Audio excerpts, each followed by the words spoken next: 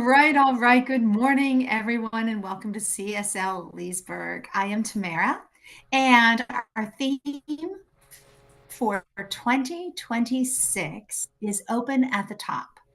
For the month of April, we are exploring the practice of becoming. And the title of our talk today is The Path of Vulnerability.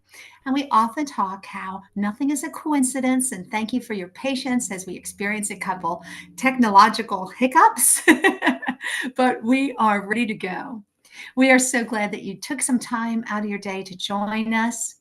If you have any prayer concerns or celebrations that you would like us to include later in our service, please let us know. Drop them in the chat, and Reverend Charlene will be sure to include that when we get to our prayer portion of our service, which we call Spiritual Mind Treatment. It is a form of affirmative prayer, and Reverend Charlene will address your celebrations and your prayer concerns if you just drop them in the chat. All right, folks, take a deep breath. You made it. It's been a busy week, but now you can just sit back and enjoy our welcoming video. Please join us as we create our sacred space. We set our intentions of deepening into our awareness and practice of our 5 pillars of spiritual living by lighting this candle in our virtual world. Our first pillar is sacred study, represented by the divine quality of truth. We use this pillar to recognize the importance of an open mind and the power of our minds. The second pillar is affirmative prayer, represented by the divine quality power. This pillar honors the power of prayer in our daily lives. Our third pillar is meditation and the divine quality of peace. This pillar reminds us of the importance of meditation and the peace we feel when we quiet our minds. The fourth pillar is circulation and the divine quality of life. We know that the great law of circulation works in our lives. As we give, so shall we receive. And the fifth pillar is sacred service and the divine quality of love. This pillar affirms our call to be a service to our world as we see through the eyes of love. Let us close our eyes as we bless this sacred space and our time together. As we weave each of these pillars of spiritual living into our service today, may they deepen our own spiritual practices of study, prayer, meditation, circulation, and service, expanding our minds and our hearts to the 5 divine qualities of truth, power, peace, life, and love. We also bless everyone who made our service possible today and everyone in attendance. May the energy of love that is generated here bless everyone abundantly, and so it is.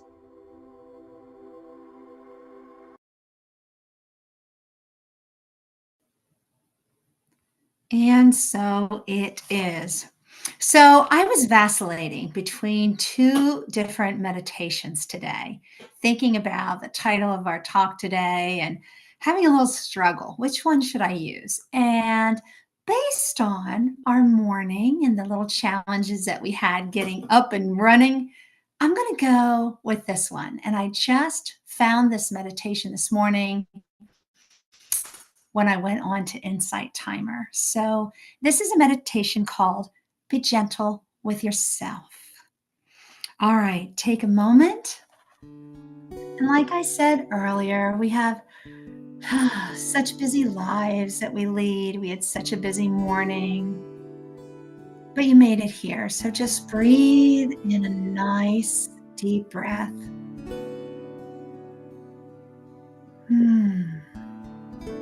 And exhale. And take another long, intentional breath. And this time, as you exhale, just let go. Let go of any worry, any cares, any anxiety that you might be carrying at this moment. And now, as we become grounded and centered, let's go into our meditation. So, you've often heard this expression. I hope you have heard this expression. You are a being of light, having a human experience. And what does it mean to be human? It means we're not perfect and we're vulnerable. Even if you believe in reincarnation, this is your first time in this body having this particular human experience with this mind and these particular moments. And since we're all experiencing these moments, this life, these experiences for the very first time, we need to give ourselves and others permission to make mistakes. We're human. We're not perfect. And we're doing all of this now for the first time. Some days are going to seem very familiar. You brush your teeth every morning. You wash dishes. You wash clothes. You perhaps go to work. You interact with others. Some things are very routine. Really, really new. You're encountering things that you haven't experienced before. And sometimes we're going to get it right on the very first try. And sometimes we're going to fall flat on our face. And we're going to make mistakes. But you just have to be gentle with yourself. Be gentle as you live each moment for the very first time. And as we always say, it's not just the truth for me, for you, it's the truth for everyone that we encounter. Everyone is experiencing this now for the very first time. In fact, we were raised by people who were human, who were experiencing this moment for the first time in their lives. And they made mistakes, but they were always trying to do their best. And if they weren't, you think, well, I don't know if they really made the right choices, if they made the best decisions. Keep in mind that they were raised by humans, that they were raised by people who were doing this for the very first time.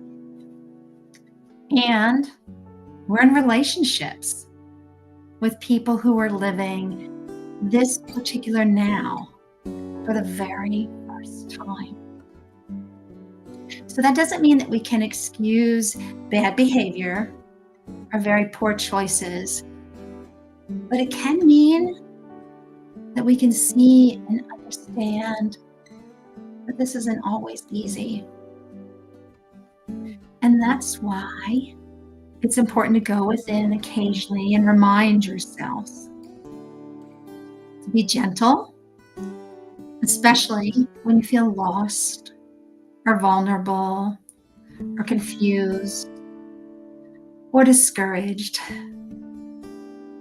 Remind yourself, I'm a light being having a human experience. You are okay. You're doing your best. Breathe in, breathe out. Trust yourself and be gentle with yourself and others. Hmm. And that concludes our meditation. You're welcome to stay in this peaceful state as you enjoy the music by Leah. When peace like a river attendeth my way, when sorrows like sea billows roll, whatever my lot, thou hast taught me to say, it is well, it is well with my soul. It is well with my soul. With my soul. It is well. It is well with my soul. It is well. It is well with my soul.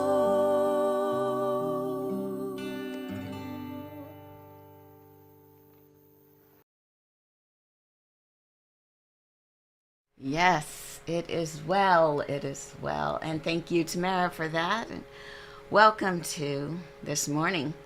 You know, it's kind of fun to watch how many different obstructions might be thrown into our path, and yet we notice them, we look at them, see what's going on, but what's going on right now is not the truth of the entire picture. That's not the truth, it's just what's happening right now. And so I think about both today and last Sunday, and I'm looking with a little more retrospectiveness to it, a little distance, about how even last week when Melinda was guest speaker, we had fun with the tech making its little glitches known.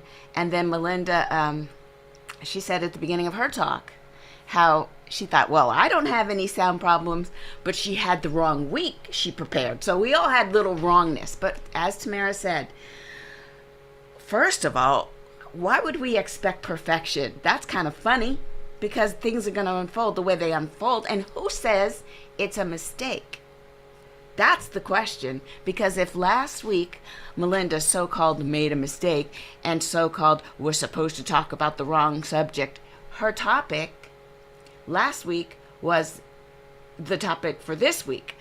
So her topic last week was listening beyond the noise of the world. And she was the perfect one to deliver that message because she brought to us some very close truths about how she was affected by the news and the threats and the way that the world is moving around social media and how she felt about it. That was the woman to bring you the message because I was like, what? Was there a problem? What happened on Tuesday? I'm over there at the CSL convention, hands high, and I'm like, ooh, feeling so good.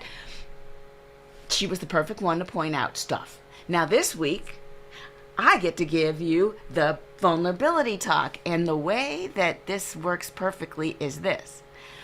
At the CSL convention, I was so vulnerable, and so were other people. And I have lots of little stories, and we'll see how far I can get through to tell you about how this talk topic needed a week to gestate inside me because I had just landed the day before Sunday last week.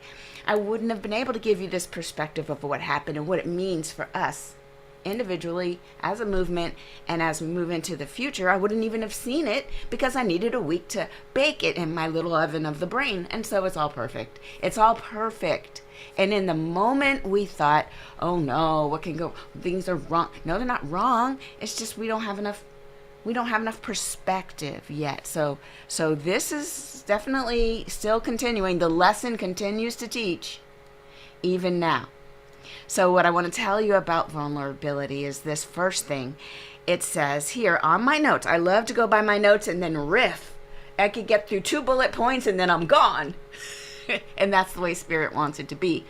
No matter what I write down as I prepare for you, oh, I'll add this and that lesson and that thing. And oh my God, guys. And then Spirit says, how about this instead? In the moment, it's fine.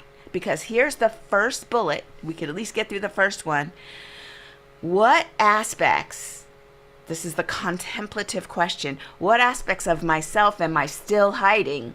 And what might be revealed if I offer them humbly to love? What aspects of myself am I still hiding? And what might be revealed? And it doesn't even say what might be revealed to me. It's what might be revealed through me to others so they can see themselves. So that's where I'll start about this path of vulnerability. Because if we think about vulnerability, a lot of times what comes to our mind are defenseless children, maybe in war-torn zones that might have no choice. They didn't choose to be born into bombs dropping. But one thing that studies have shown, even in the Gaza Strip right now, UNICEF has found that the children are so resilient, where we adults look at them and say, you should probably be holding on to a little bit of, the kids are so resilient, so willing to step into their next stage of possibilities. They don't hold on real long to spite and vengeance. That's an adult thing, and we learn that. So let's start there. Vulnerability doesn't have to be I'm defenseless and I'll never bounce back. Vulnerability could be, well, I'm open to asking questions, and I guess I can be defenseless because that might mean that I have curiosity. If you say something to me that I don't agree with, instead of defending my position, maybe I can drop the defenses and just be curious about where you're coming from.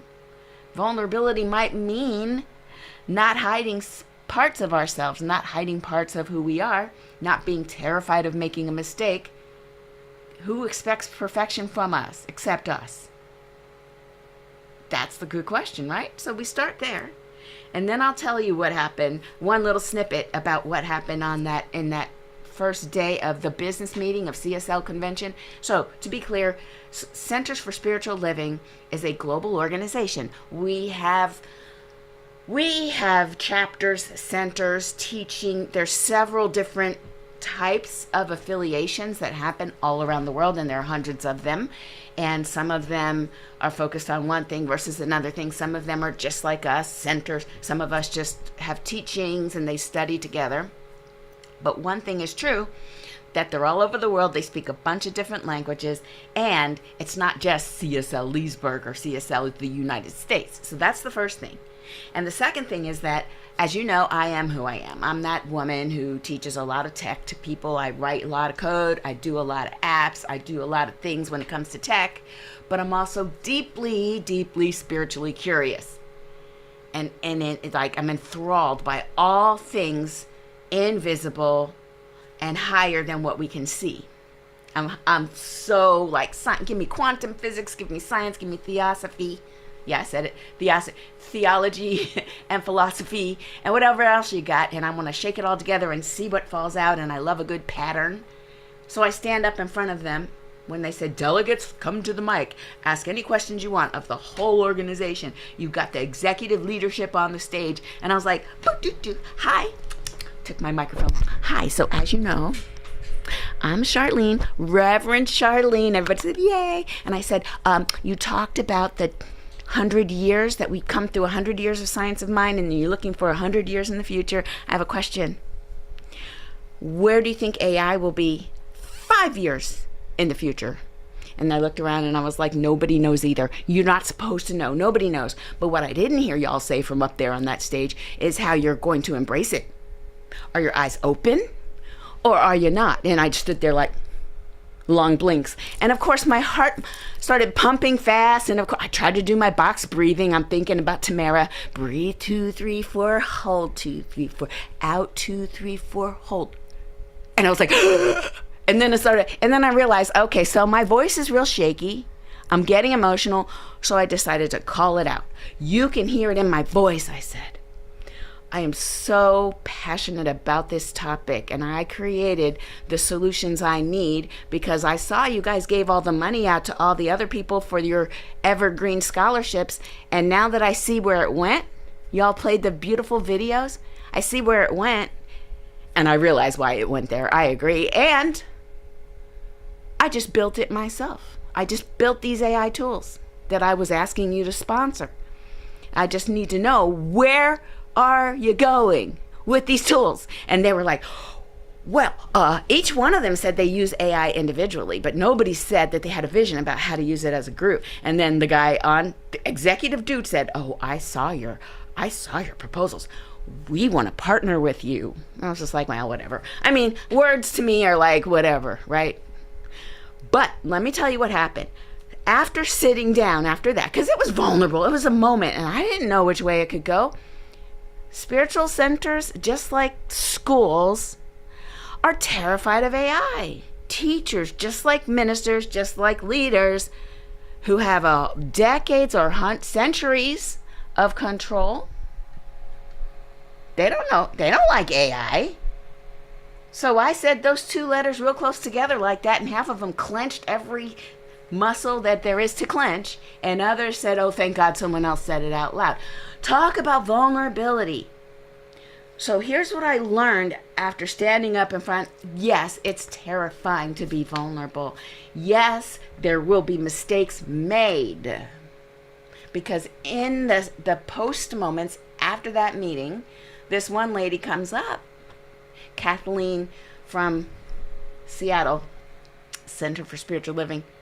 How much do you need? I was like, well, I don't need the money anymore. I built the tools. I'm now trying to figure out how to scale them from the bottom up. She goes, no. What do you need? How much money do you need? I'm like, well, to scale the tools. And she's like, you're not getting it. And I got somewhere to be. Listen, when you figure out, well, how much money you need to make your center grow based on your tools, send me an email. And so the second thing I learned about vulnerability is you should probably know what you want. You should probably know what you want, because if you take a moment and you become vulnerable in front of people and they see you, they want to help you. The next question will be, how can I help you? And if you haven't thought about how you can be helped, people can't help you. So what have I learned for you guys? I think that what we all need to do in this very moment is to grab a piece of paper as I'm talking to you, grab your notebook right now, and just write down what are you hiding? What aspect of yourself are you still hiding? For me, I was hiding the fact that I'm great at this thing that everybody else is scared of, and I don't want to really own it because I don't want to be accused of, I don't know. People just take their fears and they cast them upon the nearest minority. They just do it. This is life. So I didn't want to be that person that got fears cast upon them. I wanted to be the one that has the answers. And then I immediately didn't want to be the one that has the answers. Because let me tell you about the person that thinks they know everything. You will become the scapegoat for every answer you gave that didn't go well. First of all, you have a lot of extra work. And is this paid work? And even if it's paid work, is there enough money in the world to take your freedom and your joy? There isn't. So first of all, you don't want to be the one that knows everything. But you do want to be the one who knows what questions to ask and how to help people figure out what they want. How to help people figure out what questions to ask. Never giving answers, only helping people find their questions. So that's what I want you to write down. I want you to ask yourself, what are you still hiding? And is it true? For me, I was hiding the fact that I'm great at this thing, and I was afraid that if people become aware that I'm great at this thing, then they're going to want me to do these things, and I was afraid people would ask me to do things. I have the ability to say no. Just because I'm coming out as the girl that knows these things, these AI tools, or whatever little niche, you have another niche. There's something you're hiding, something you know, something you are, something that's great about you. But maybe you've been told that it's not good enough, it's not time yet, you might need to wait, it's not your turn, you're not whatever. What is that thing you're hiding? And again, are you hiding it from fear of success? What if you're good at it? Then people are going to need you. Then you're going to have, well, is it true? No. No. It's not true that you're going to, unless you have the personality that loves for people to need you. I don't think that's true. I think it's a way for us to stay small. Let's not go after our goals, because then people might find out that we're good, and then we'll never have a moment to ourselves. You'll have moments to yourself if you require it. So that's it. What are we still hiding? And what would happen if I revealed this thing, owned it, and then gave of myself to love? Give out of love. And here's the other thing I found out. So when you're giving out of love, you will be asked, what do you need? What help do you need? Have a list. What would be great? Just have a list. That week I was approached, my ministerial friends I went through ministerial school with.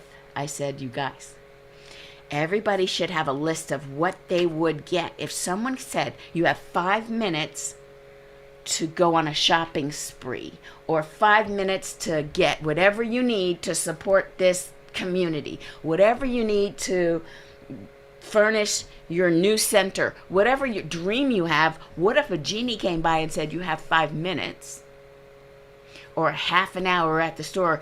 Go get, your budget is unlimited, but your time is short. Do you know exactly what you would get in that moment? And then keep the list up to date. Back 6 months ago, I had a list of, yes, if I got this grant, here's how I would spend the money. But I didn't update my list because I ended up building those tools, because I sponsored it through my company. I sponsored me building these tools with my gifts that I have. So I built the tools. And I didn't update my list. So when Reverend Kathleen came to me and said, what do you need? I did not know. I could not give her an itemized list, but you better believe I emailed her one an hour later. I am keeping all of my what do I wants up to date. What if Oprah shows up and says, you get a blank check? I would be like, great, because boom, I've got a CVS receipt. The length, those drugstore receipts that just go on and on. I've got a list of things that I will be getting from my center. I have got to start thinking about where I want to be and keep updating the list. But I can't do it with the idea that I'm not good enough or that there is anything lacking, because then that generates a needy kind of energy. The vulnerability has got to come from an awareness that we're one of something bigger. We're just one small part of a giant, beautiful tapestry, and that we do our part within the tapestry, and everything else is just feedback. Feedback for, might not be mine to do, not in that direction, but never don't want what your heart wants. That's never the message that comes from our so-called mistakes. The message isn't turn around, go home. You shouldn't have taken the journey. No hero's journey just says, well, that didn't work out, I'm going to go home. No, it's always, I might need other people. I might need other people to see that I too am human. I too have feelings. I too am vulnerable in ways that might not be easy for me to share. But something magical happens when we can come out of our idea of ourselves, whatever we put on externally, and we're just like, well, the truth is, it's not always easy. I've got to overcome these things. And then you'll find other people also can relate. They also can relate. And then they're happy that you said something. the other piece of vulnerability, there was a lady there. I won't mention any names because I didn't get her permission to talk about her, but I'll just say in general, there was a woman there that I used to go to ministerial school with, and she looked completely different, so I didn't recognize her.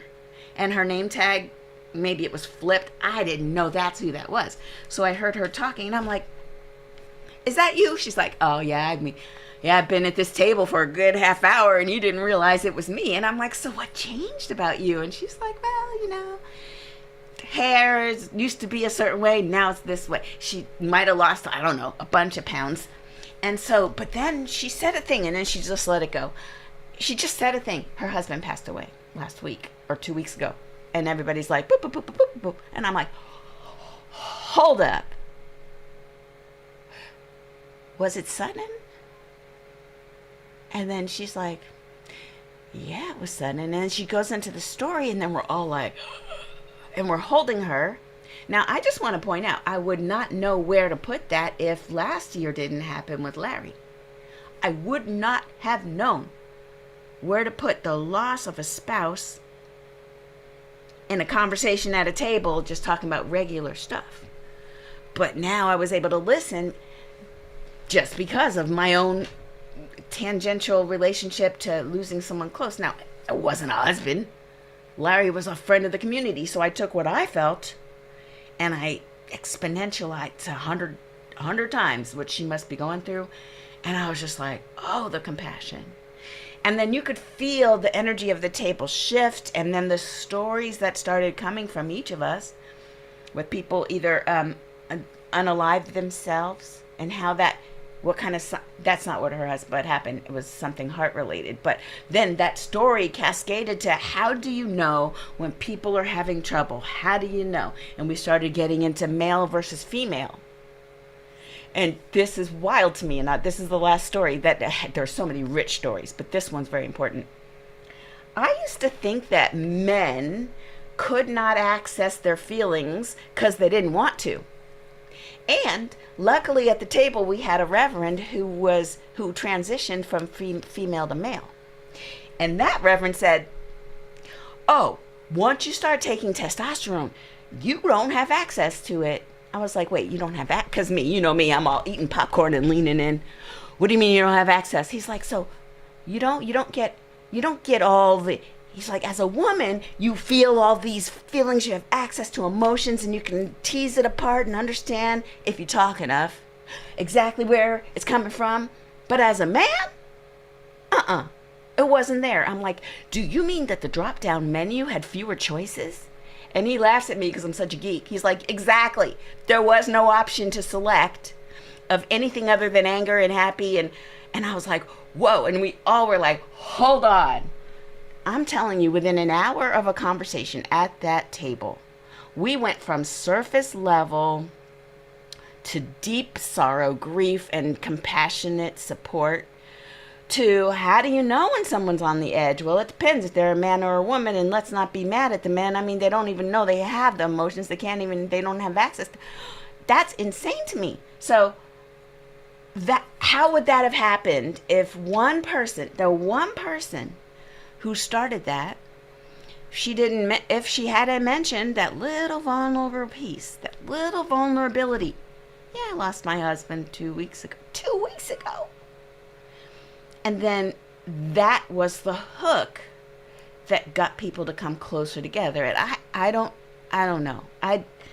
It's kind of wild to me. Nobody plans this stuff. But on the way home from the convention, now mind you, we've had 3 nights and 4 days of interacting with each other. The last night, Cynthia James came on stage and she gave a wonderful presentation on how being spiritual in this world, being who we are as a community, how do we hold the truth that Tamara brought us to? I am a human being of light. I'm a being of light having a human experience. How does that look in the world today? What do we bring? How do we bring it into the world? And then she showed some examples of people creating community in the world, like there's a whole day catchers Daybreakers is the name of the group. They get together and they just dance, and it's yoga, and it's all morning, and that's a spiritual thing. There's people doing spiritual stuff that is not necessarily religious stuff, and that's what's going to so-called save us from the isolation and the calamity that comes from people who are taking themselves out of the human race. This is what we'll do in this new world. We'll reach out. We'll meet them where they are. We don't have to see them at church on Sundays. We will see them wherever they are. And we bring this energy with us so that it's so attractive. People cannot stay away. We're so positively magnetic based on truth and vulnerability. Not I know all the answers for you, but just I see you. I hold you. I appreciate you. So there I was at the airport. We're at Southwest and we're waiting for our gate to do whatever it do. And I'm sitting across from this beautiful lady from Philadelphia, and she and I had met earlier, so she's sitting across from me. And we go through a conversation that's windy. Meanwhile, all of the people are gathering at the gate, as people do. So by the time we're at the end of our really long conversation, maybe 20 minutes, 30 minutes or so, she's telling me how the Course in Miracles and Ernest Holmes, they have said the same thing, but the problem is sometimes the words, and then I got her to explain to me some of the stuff that bugs me about A Course in Miracles, and now I'm into it. And then I showed her my Gospel of Thomas and Mary Magdalene, the book from the Gnostic text, and we were talking about how all the things. There when I talked about my dog and my dog's name, because I had to pay the sitter, and this lady across, she says, I love everything you're saying. And I looked, I was like, hi. She's got tattoos here.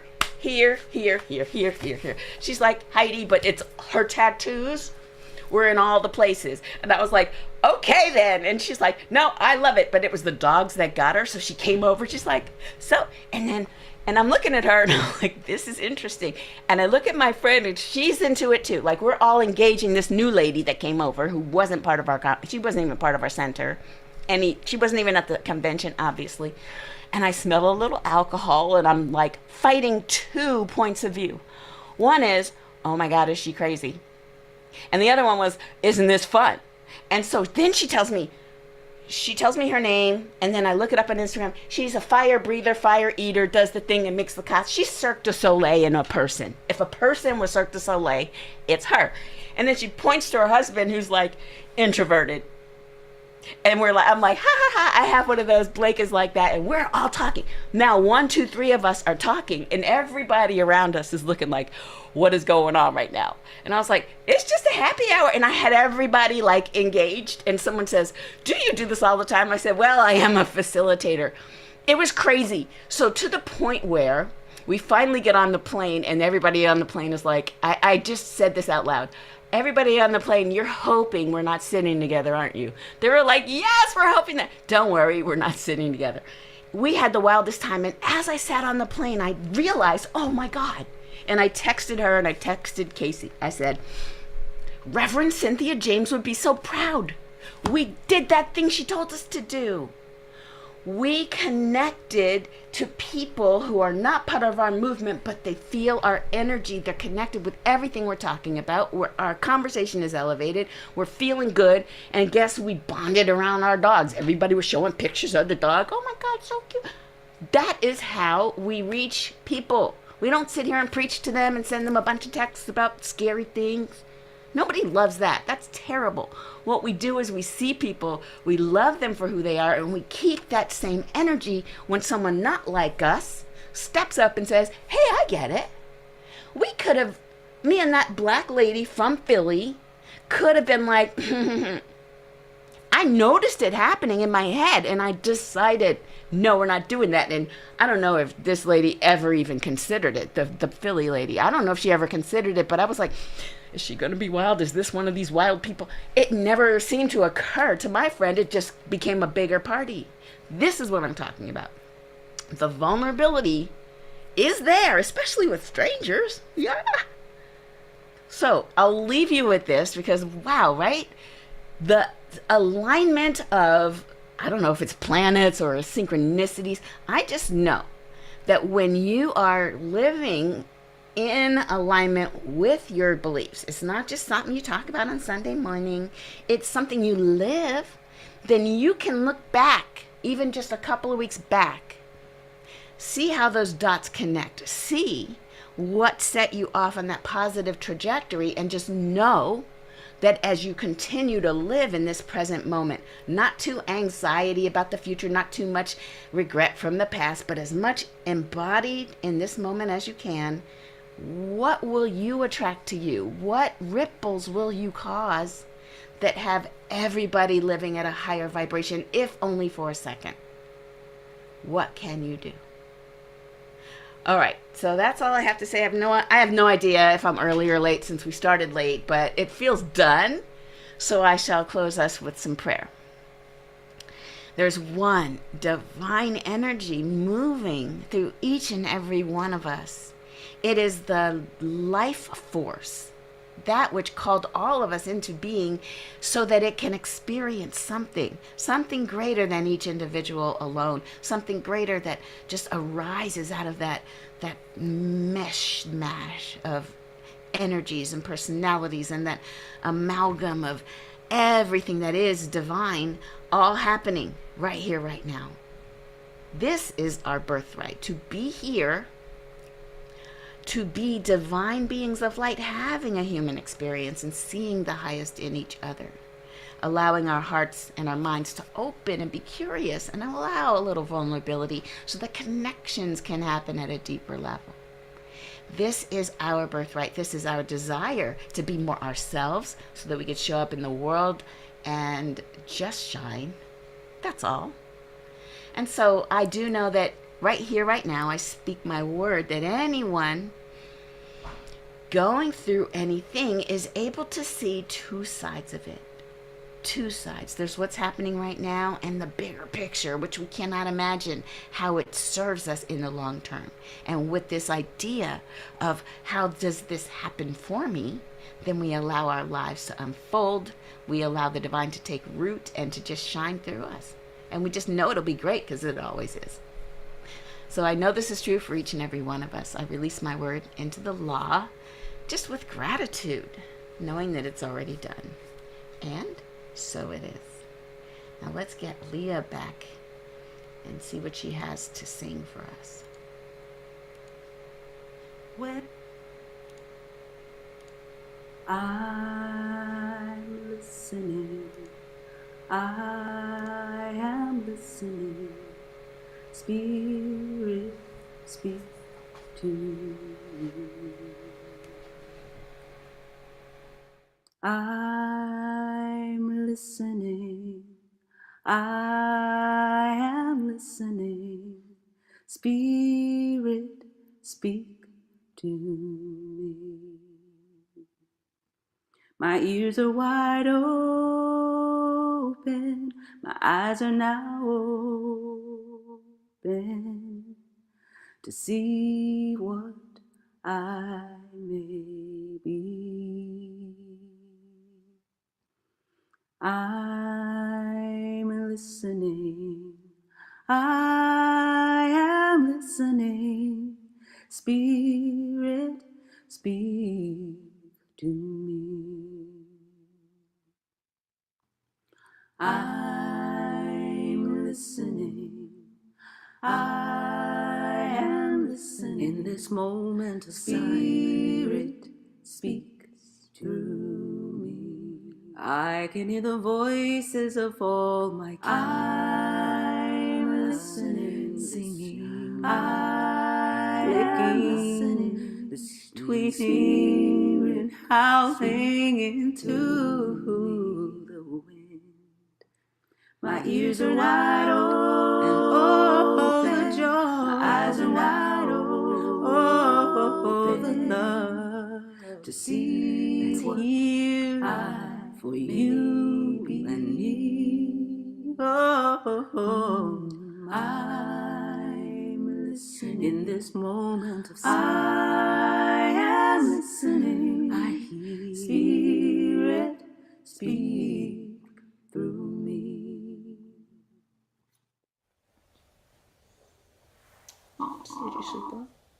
Oh, baby. P? Can I ask you a favor? Can you go and push with Jake for 5 minutes while I finish? You see, I'm doing some worky stuff. For 5 seconds? 5 minutes. You'll see how long. It's not very long. How many seconds is 5 minutes? Well, it's 300 seconds, but you don't have to count to 300.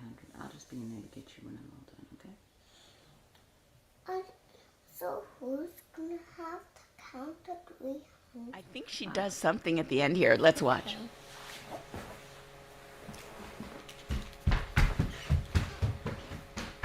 Let's watch. I think. Okay. No. No. Wasn't it fun? Oh my gosh, baby. How many seconds is 5 minutes? Who's going to count? Oh, what a perfect little cherry on top of that sundae. Yeah. On the day that we're talking about the path of vulnerability, you know, the vulnerability, the innocence of a child. Love that. All right, folks, we did it. We got through today's service beautifully, magnificently, divinely guided. So now is the time that we bless the donations. First, we acknowledge them and we express our gratitude. There are so many ways that you can give to CSL Leesburg. If you're new to us, you can find information on the screen, and you can always go to our website and look for that little donate button. Because you give so generously, we are able to do what we do on Sundays, offer workshops, offer classes. And as you heard in the opening video, we believe in the law of circulation. As you give, so shall you receive. It's always moving, just like your breath in and out. It flows, it comes, it goes. All right, with that, let's go to the blessing of our gifts. Please join me. The presence of spirit within me blesses everyone I meet, tends to heal everything I touch, brings gladness into the life of everyone I contact. Therefore, say it loud and proud with me, I am a blessing to myself, to humankind, and to the day in which I live. And so it is. I think I'm adding that each Sunday. Say it loud and proud. All right, folks, you can use your journal if you got one of these wonderful, wonderful hard copy journals, because I'm old school and I love, love, love filling out the pages and writing things down. And I'm checking to see how far, since we're April, how far am I? Yeah, I'm doing well. I'll check back with you in July and see if I filled up half the book, or have I been writing so much that I'm going to have to order another one. But if you want to do things electronically, you can go to your phone, you can go to open at the top, and you heard Charlene, she's always bringing new and exciting technology into our lives, and you can generate your own journal prompt for this week's topic, the path of vulnerability. Mm-hmm. Also, so this all started with something that we do at the end of our service called Pearls. And Dan shared one day, hey, I'm finding something out on, I'm going to mess up the name. The Beguine. Beguine. I knew it Beguines. was like close to beginning. Beguine. Yeah. And we're like, what? And of course, Reverend Charlene, being the amazing person she is, like, hey, this is new to me too. I want to find out more about this. So she has been collecting these snippets about these suppressed voices, these women who were very, very intelligent, very knowledgeable, very aware of their strengths and their gifts. And they created things, and she's putting this all on our website, and you can also use the QR code, and it's Ancient Wisdom. Yep. Wisdom.cslleesburg.org. Yes. Nice. So you can go and learn about that too and expand your knowledge and your spiritual path.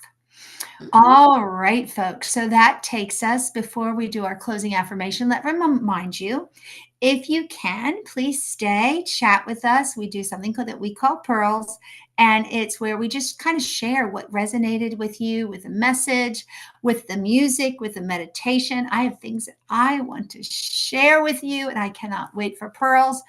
You can also introduce yourself if you're new to us. You can also just hang out and listen. You can share what's happening in your life. You can share what movies or books or TV shows you're watching. This is where we do our virtual coffee hour. Since we're not meeting in person, this is when we just kind of socialize and check in with each other. So if you can, please stay for our pearls. And if not, we're going to send you off with our love and blessing after we do our closing affirmation. All right, folks, if you're a regular here, you know what I'm going to say next. I want to hear you. So unmute yourselves so I can hear your beautiful, beautiful voices. It's just little me sitting in my house by myself talking to my cats, and they rarely talk back. So I want to hear your voices. Are you ready? Yes. All right, here we go. I am love. I am love. Nice. All right, now I want you to think of somebody who needs this message. It could be somebody who's in the room with you.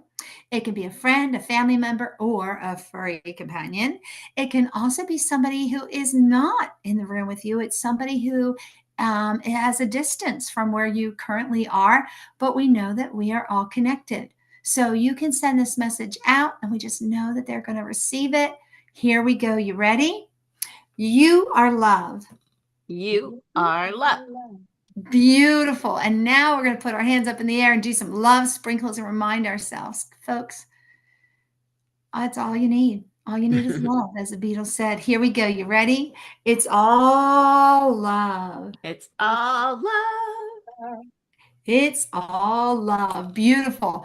Thank you again for your patience. If you joined us and watched us struggle through our technology challenges, let's just say that's the world we live in. And we don't have to be perfect. We're fine. And I got to read one more thing before I send you off. This was sitting on my desk.